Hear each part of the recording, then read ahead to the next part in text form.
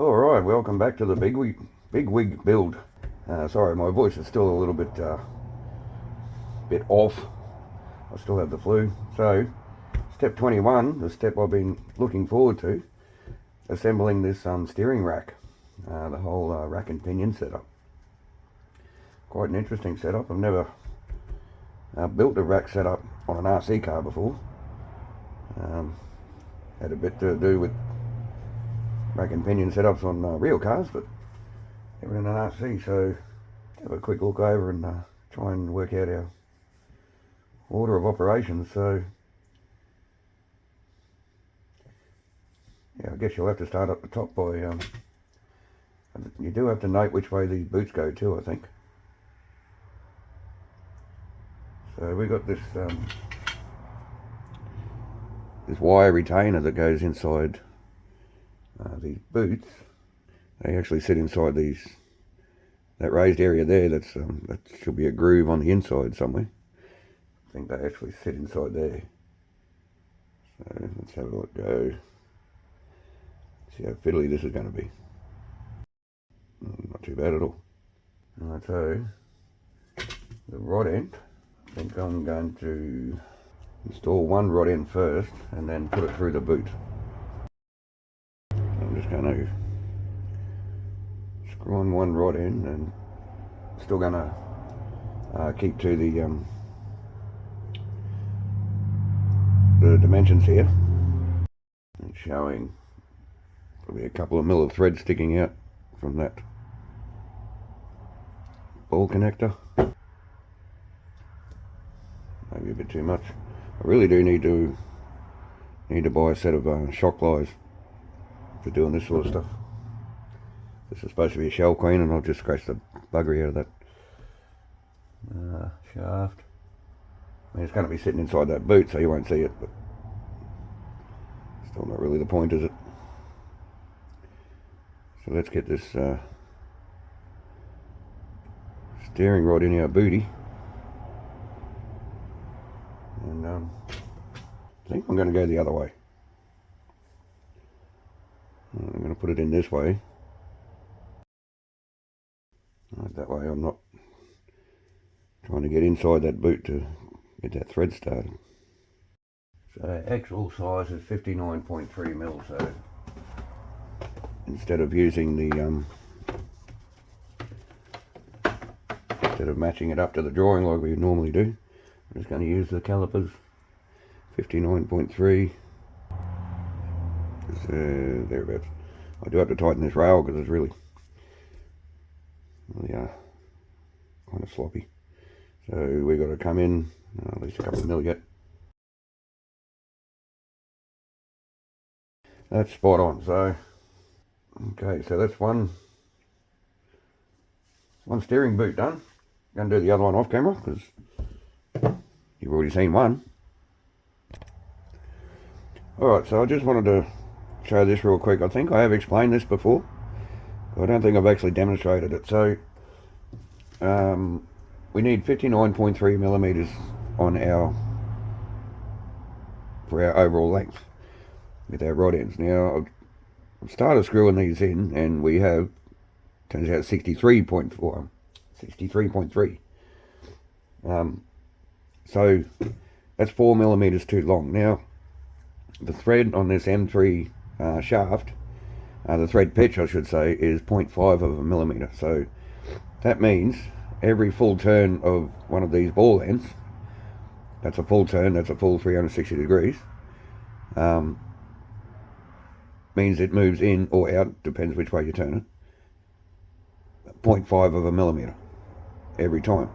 Now we need to reduce this length by 4 millimeters, so every one turn is 0.5 of a millimeter, so that should be 8 full turns to bring it down to our 59.3.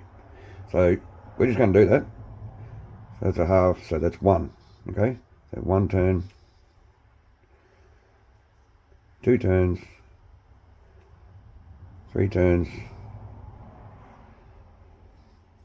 4 turns, 5 turns, 6 turns, 7 turns. I think I might have slipped right at the start there. Either that or I lost count, but it might be right. So let's have a look. No, didn't slip at all. That's 59.3 millimeters. So there you go. I just wanted to demonstrate that with the amount of turns as to how far things move in and out as a, in relation to your thread pitch. So it just saves you guessing. Go a couple of turns, measure it. Go a couple of turns, measure it. Go a couple of turns, measure it. Just measure the overall length. Take note of the length you need. Split the difference. Count how many turns you need. Works for every thread, although not every thread has the same pitch. So keep that in mind. Alright, that's school for today. Let's go back to fun. So we need our actual rack itself, and we need to screw in our ball ends, and as usual, I'll put these calipers away.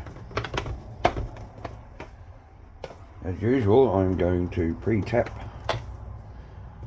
these holes out to M3 because I really don't like screwing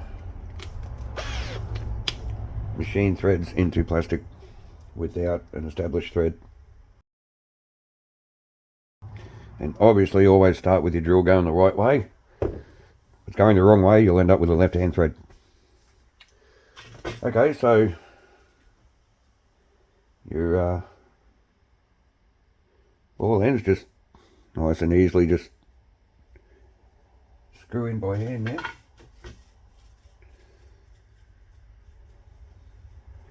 And we just give those a bit of a nip up, and we only want to take it so that the hex portion of the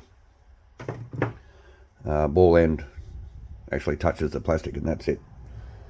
So we have to do now, so we have to join our arms onto the rack. Showing you over here in this, where are you, this one here. This rack has a mark for center,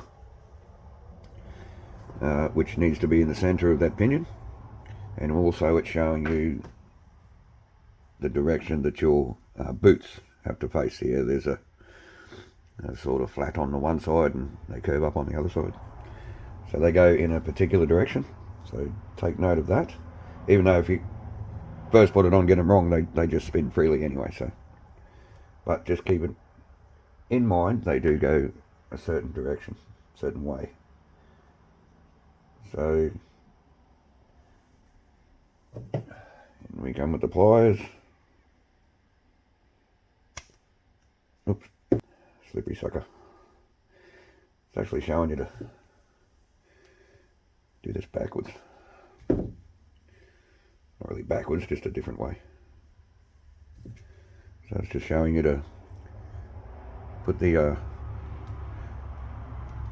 connector sideways onto the ball end and snap it on that way. Either way you're comfortable with, I guess.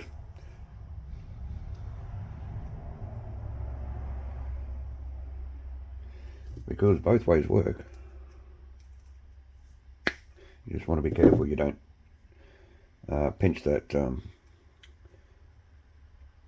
wire piece inside those boots and crush it. So we have our rack assembled with the boots sitting the right way, and I'm guessing they just slide in and out of there when it's actually working.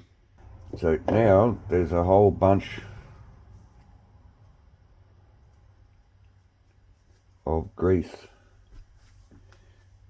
that needs to be put on these parts.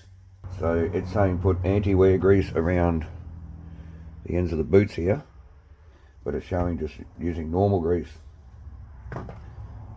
on the chassis parts and this retainer part that sits over there like that. The only sense I can make of that, since these two parts don't actually move within each other, the only thing that moves is that rack. And it's kind of not really telling you to grease the rack, just these two two fixed parts. Maybe it's a dust thing, try to keep dust out. But at any rate, we're going to do it. So, I might grease up these parts first. And obviously it tells you to grease up the pinion as well. It's that part, and it's telling you to grease up the inside here as well, so I don't know. Or maybe telling you to grease this part because chassis part might be a bit hard to get to. I think I've got enough on there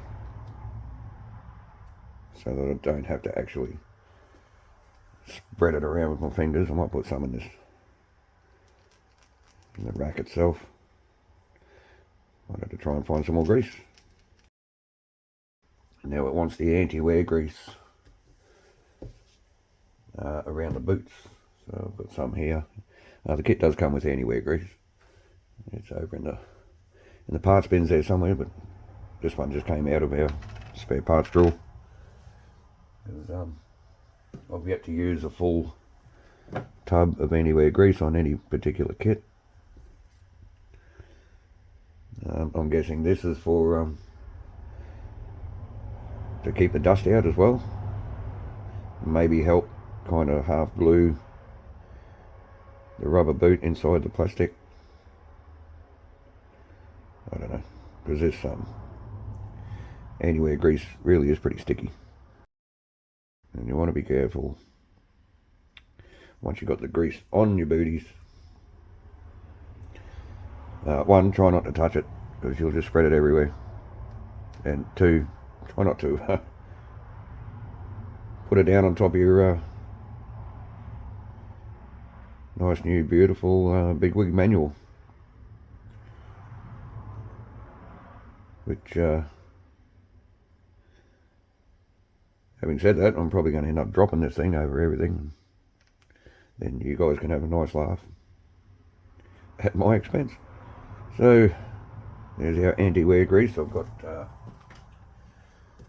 the rest of the parts greased up as it's told us to do. I'm just going to make sure everything's facing the right way again. And this center line, as I said, where are you? There you go. There's actually a mold line in the chassis itself. I don't know if you're going to see it.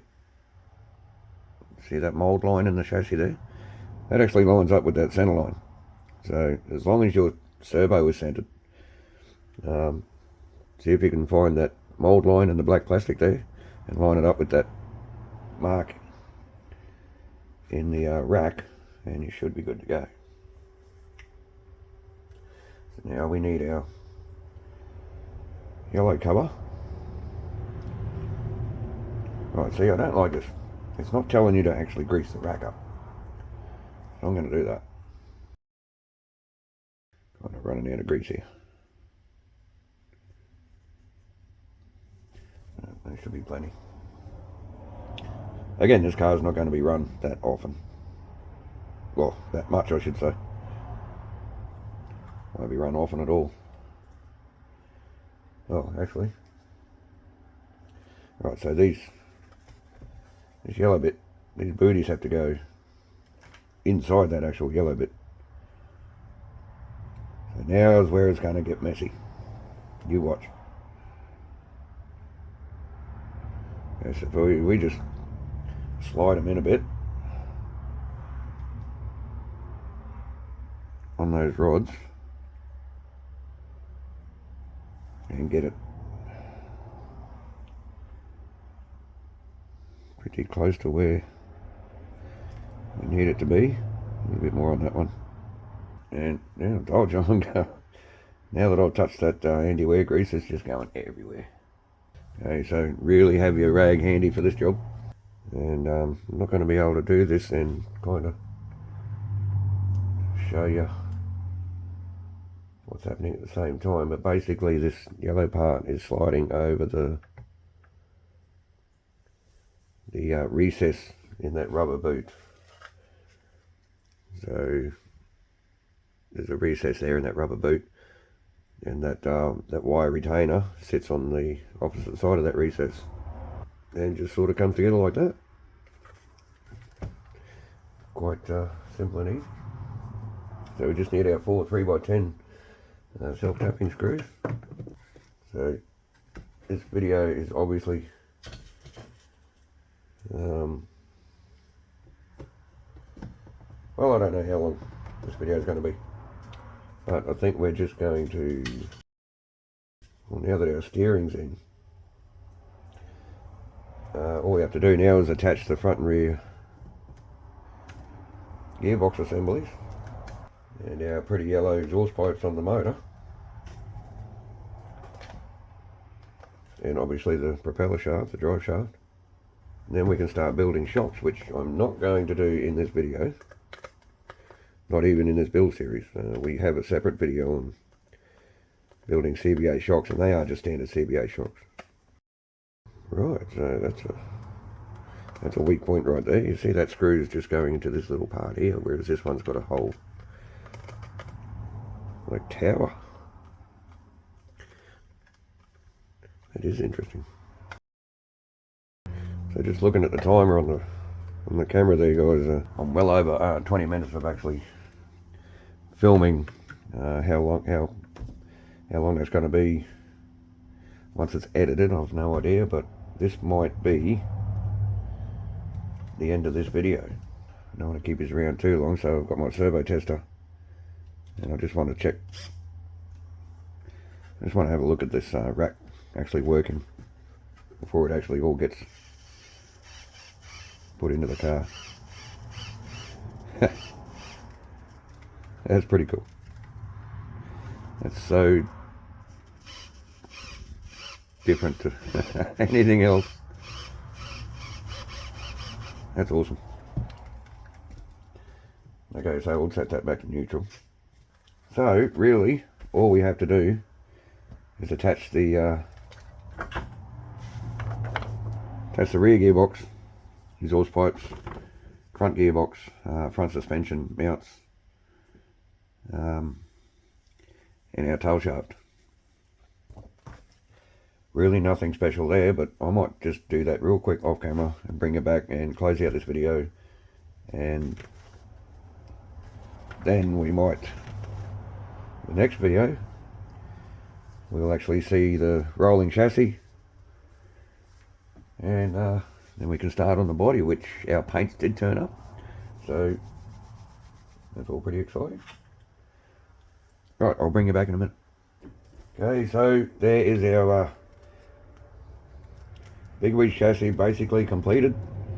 I'm loving this front steering setup, although I have had this connected up and tried it with everything connected up, and because of those two O-rings in these drive cups, the steering is actually really tight when you start going towards full lock.